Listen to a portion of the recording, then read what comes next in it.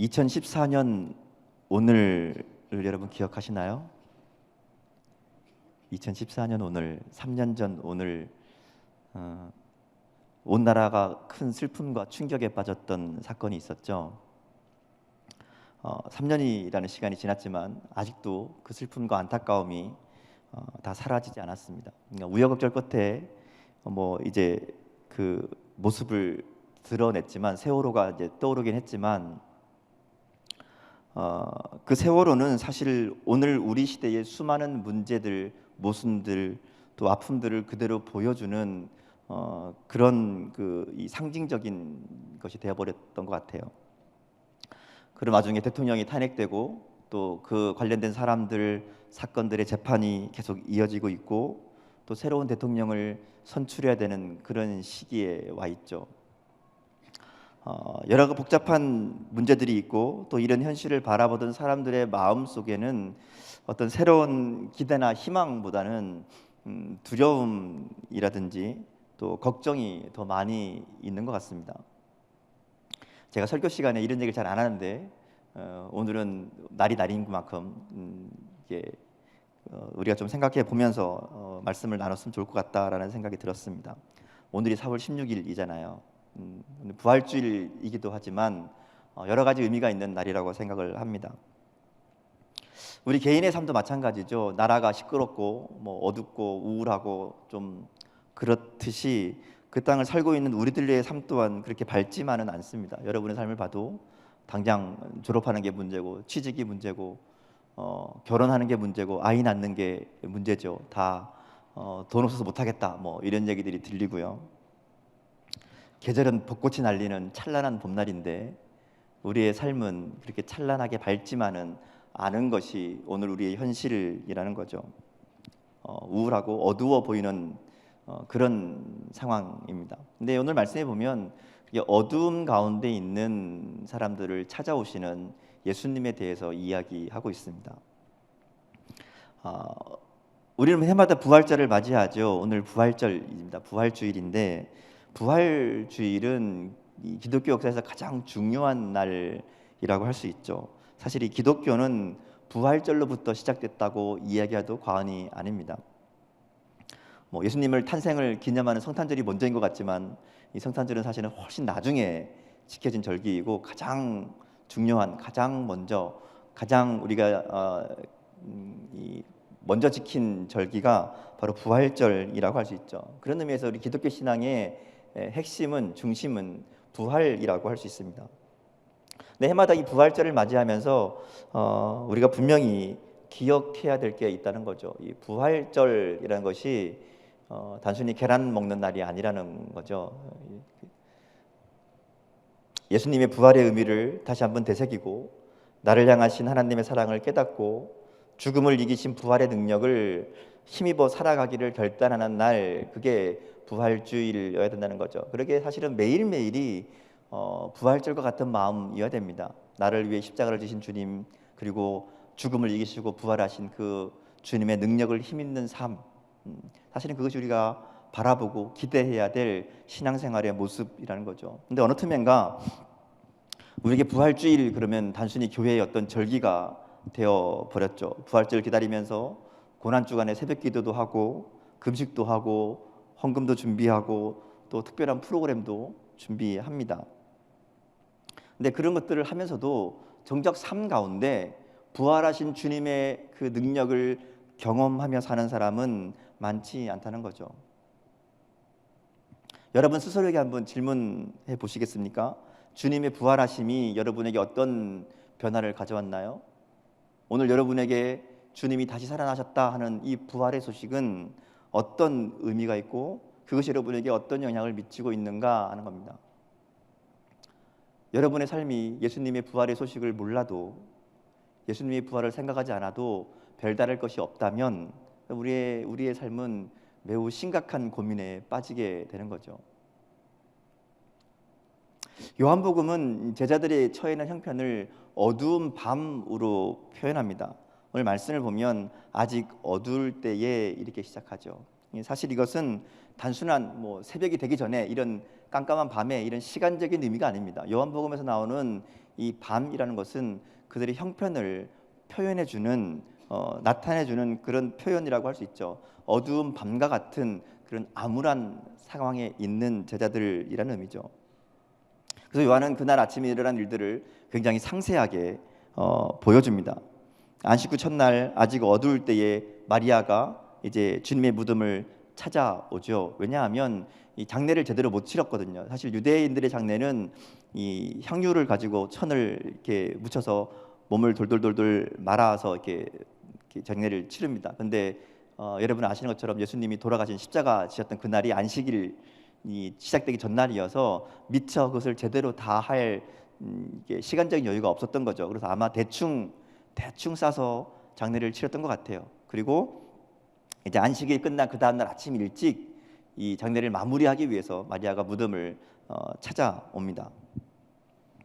무덤을 찾아가는 마리아의 마음이 어땠을까 생각해 보면 여러 가지 마음으로 그 마음이 가득 차 있었을 것 같아요. 지난 며칠 동안의 일들이 믿겨지지 않겠죠.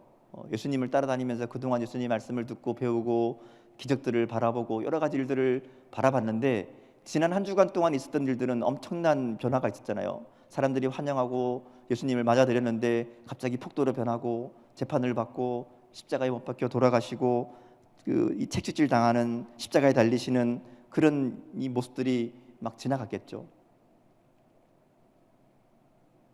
도무지 믿기지 않는 일들이 일어나고 있는 그 삶 속에 이런 어려운 마음을 가지고 아마 무덤을 찾아갔을 거란 거죠.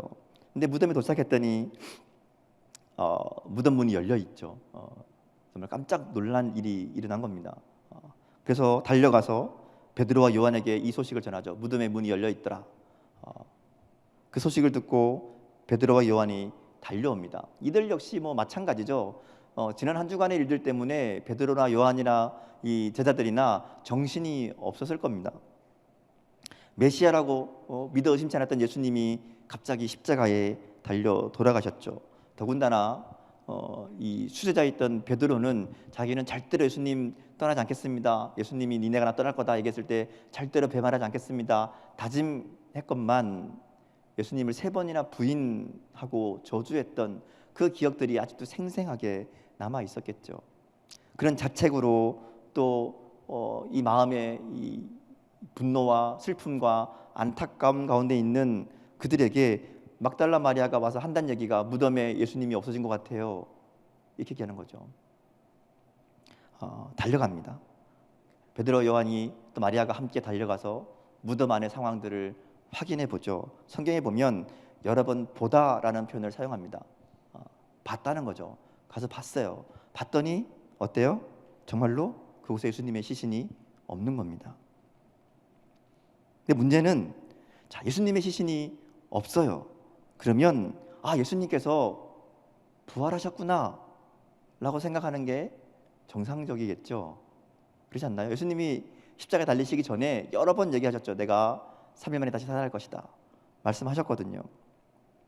그런데 이 제자들은 그게 다 기억나지 않습니다. 예수님의 약속이 생각나지 않아요. 본문에 보면 8절에 보고 믿었다라는 말이 있지만 이 믿었다는 말은 사실은 부활을 믿었다라는 의미가 아닙니다. 이 보고 믿었다라는 말은 시신이 없어졌다는 마리아의 말을 듣고 그리고 직접 가서 보고 그렇구나 라고 믿었다는 것으로 보는 것이 더 맞습니다. 왜냐하면 9절에 보면 이 상황을 다 정리하죠. 이 상황을 정리하면서 이렇게 얘기합니다. 그들은 예수님의 부활에 대한 말씀을 아직 알지 못했다 이렇게 얘기하죠. 사실 예수님은 살아계실 때 부활에 대해서 여러 번 말씀하셨었습니다. 근데 그들은 그 모든 약속과 말씀을 다 잊어버린 거죠. 예수님 말씀을 들었었고 예수님의 시신이 안 보인다면 주님이 약속대로 살아나셨구나라고 믿어야 되는데 그렇지 못했다는 거죠. 왜 그랬을까?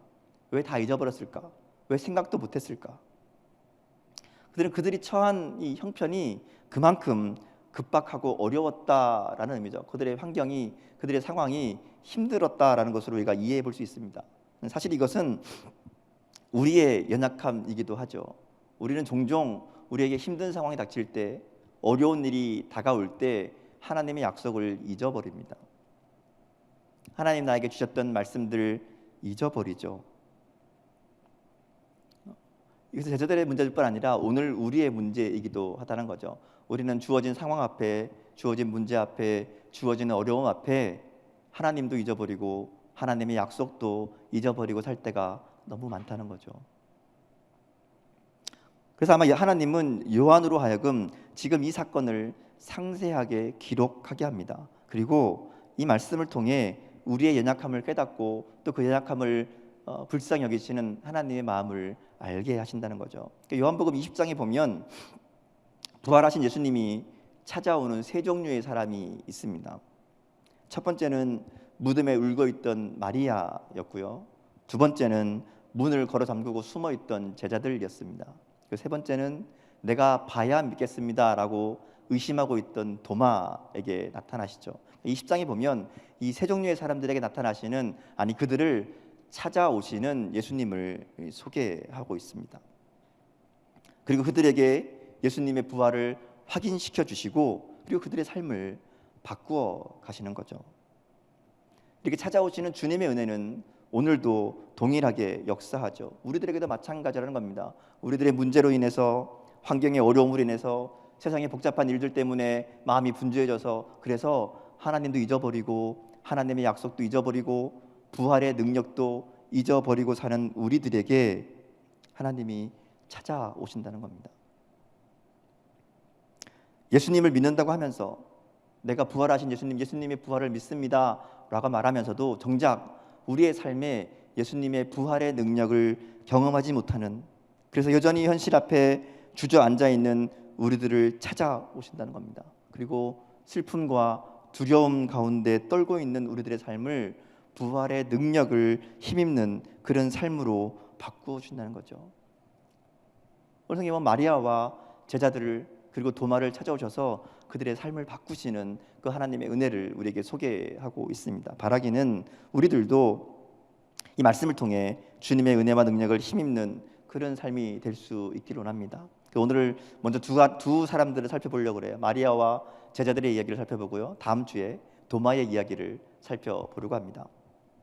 자, 먼저 마리아 얘기 볼까요? 마리아는 가장 먼저 부활하신 예수님을 만난 첫 번째 사람입니다. 제자들보다 먼저 만났죠. 제일 먼저 부활하신 예수님을 만난 사람이 마리아입니다. 예수님의 시체가 없어지고 그리고 베드로와 요한이 함께 달려와서 이 사실을 확인합니다. 근데 그들은 그냥 이상히 여기며 돌아갔다 이렇게 돼 있습니다. 그러니까 그걸 보면서 예수님이 부활하신 것도 생각하지 못하고 예수님의 시체가 없어졌는데 어떡하지? 이것도 아니라 그냥 이상히 여기며 돌아갑니다.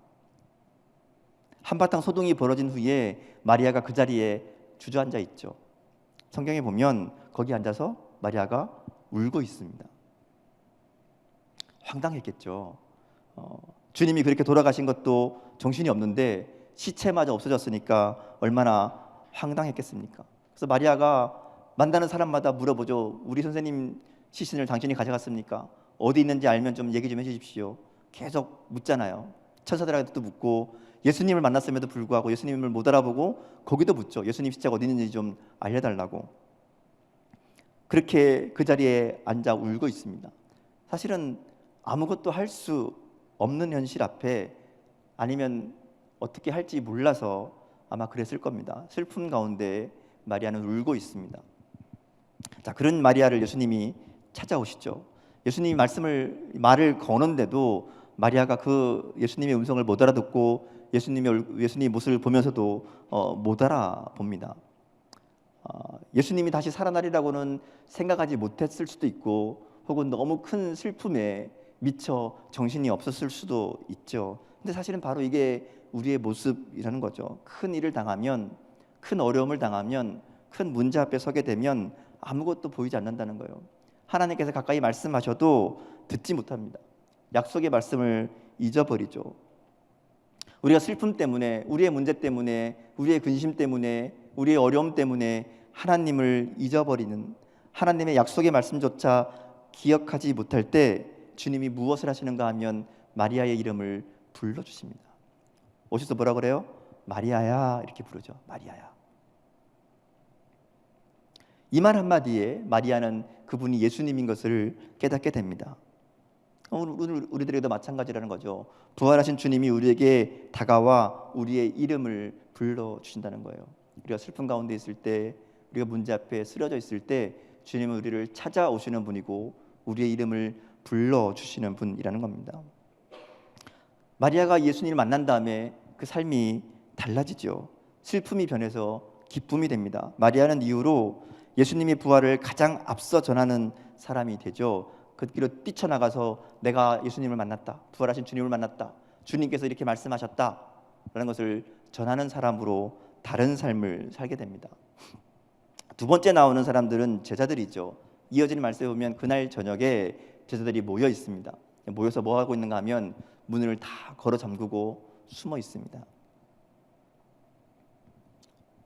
예수님의 시신이 없어졌다는 얘기를 들었죠. 마리아는 한술 더 떠서 예수님이 부활하셨다고, 내가 만났다고 이야기합니다. 그런데도 제자들은 그 말을 믿지 못합니다.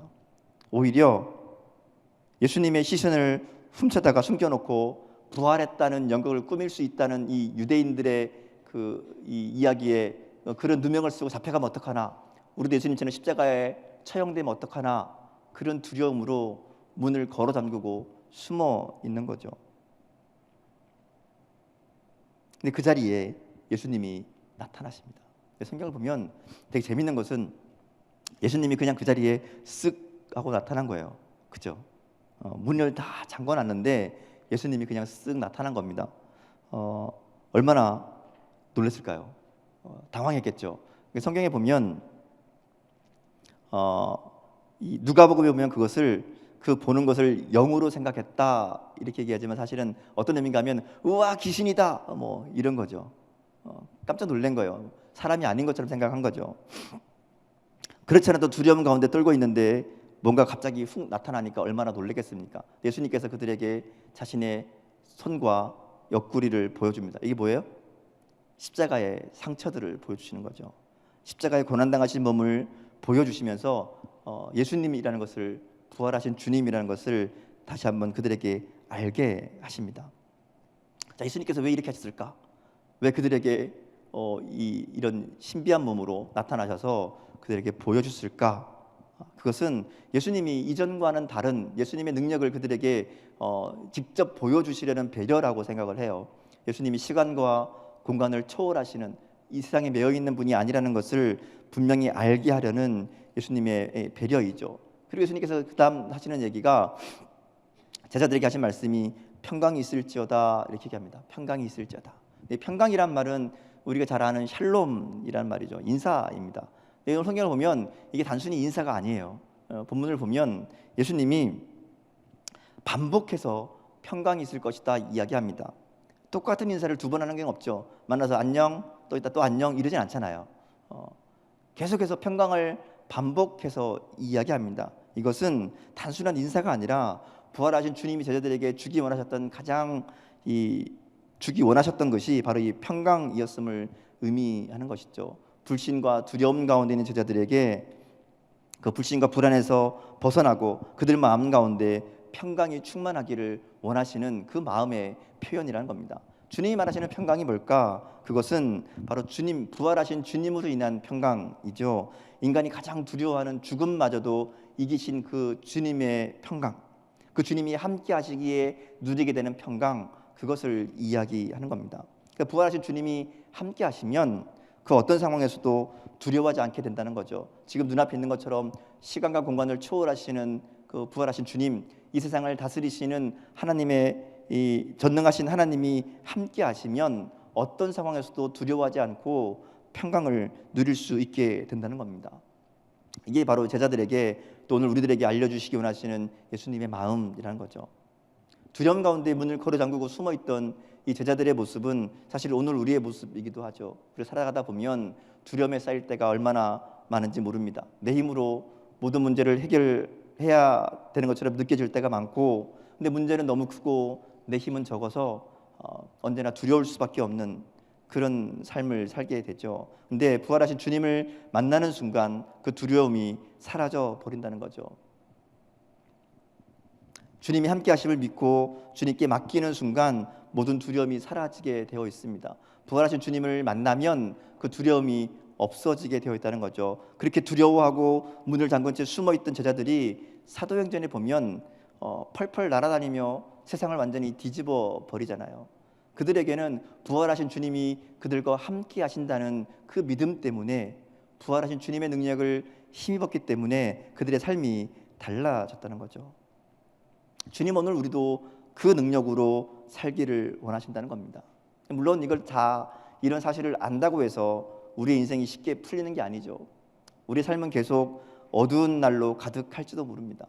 계속해서 고통과 슬픔이 우리 가운데 있을 수도 있습니다. 근데 부활하신 예수님이 우리들에게 전해주시는 메시지는 분명하죠. 하나님께서 그 어두움들을 아침으로 밝은 빛으로 바꾸어 놓으셨다는 겁니다. 죽음을 생명으로 바꾸신 분이 바로 하나님이시라는 거죠. 그러기에 우리가 해야 할 일은 오로지 그 마리아와 제자들을 찾아오셨던 그 주님을 기억하는 겁니다. 아무리 어려운 일이 찾아와도 부활하신 주님의 손을 잡으면 우리는 두려워할 필요가 없죠. 왜냐하면 주님이 지금도 찾아오시는 분이기 때문에 그렇습니다. 기쁨과 평강을 주시는 분이기 때문에 그렇죠. 그러기에 우리가 오늘 이 시간 어려움 가운데 있다면, 아직 어두움 가운데 있다면 부활의 능력을 힘입기를 기도해야 합니다. 주님, 내가 부활의 주님을 만나기 원합니다. 내가 부활의 주님을 내 삶 속에 힘입어 살아가기 원합니다. 마리아와 제자들이 부활의 주님을 만나 그 슬픔이 기쁨으로 변하고 두려움이 변해 담대한 삶을 살 수 있었듯이, 오늘 내 삶 가운데 주님 찾아오시고 나와 함께하여 주셔서 나와 함께 하시는 그 부활의 주님을 내가 믿음으로, 그 주님을 붙잡음으로 우리의 인생이 달라지기 원합니다. 그렇게 함께 기도했으면 좋겠습니다. 삶의 문제, 어려움 앞에서도 두려워하지 않고 담대하게 살 수 있도록, 주님의 뜻을 따라 능력 있는 삶을 살 수 있도록 하나님, 나와 함께하여 주옵소서. 나에게 이 믿음을 더하여 주옵소서. 나에게 부활의 능력을 힘있게 하옵소서. 그렇게 함께 기도하며 나아갔으면 좋겠습니다.